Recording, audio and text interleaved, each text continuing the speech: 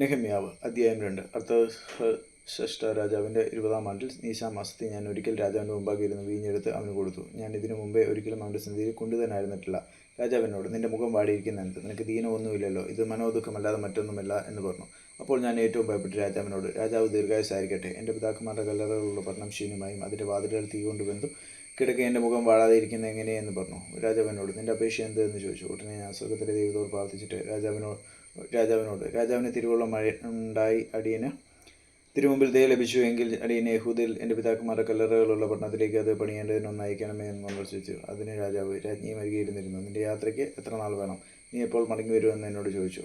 അങ്ങനെ എന്നെ അയപ്പാൻ രാജാവിന് സമ്മതമായി. ഞാനൊരു അവധിയും പറഞ്ഞു.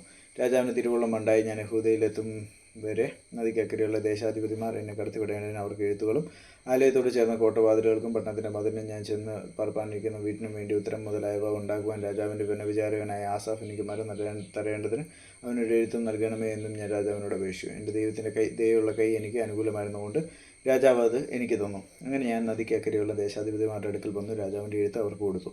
രാജാവ് പടനായകന്മാരെയും കുതിരച്ചേവരെയും എന്നോട് കൂടെ അയച്ചിരുന്നു.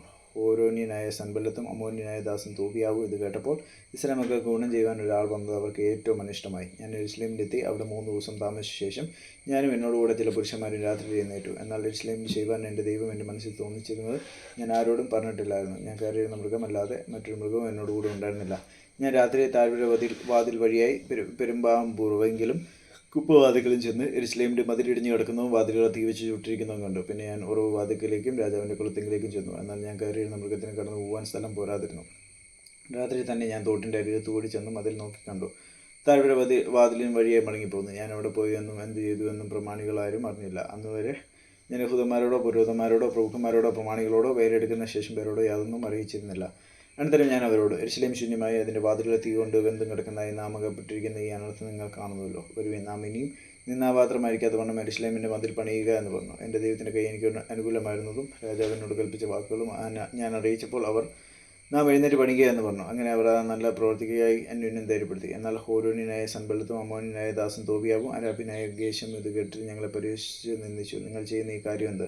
നിങ്ങൾ രാജാവിനോട് മത്സരിപ്പാൻ ഭാവിക്കുന്നു എന്ന് ചോദിച്ചു. അതിന് ഞാൻ അവരോട്, സ്വർഗ്ഗത്തിലെ ദൈവം ഞങ്ങൾക്ക് കാര്യം സാധിപ്പിക്കും. ആകയാൽ അവൻ്റെ ദാസന്മാരായ ഞങ്ങൾ എഴുന്നേറ്റ് പണിയും. നിങ്ങൾക്കോ യെരൂശലേമിൽ ഒരു ഓഹരിയും അവകാശവും ജ്ഞാപകവും ഇല്ല എന്ന് ഉത്തരം പറഞ്ഞു.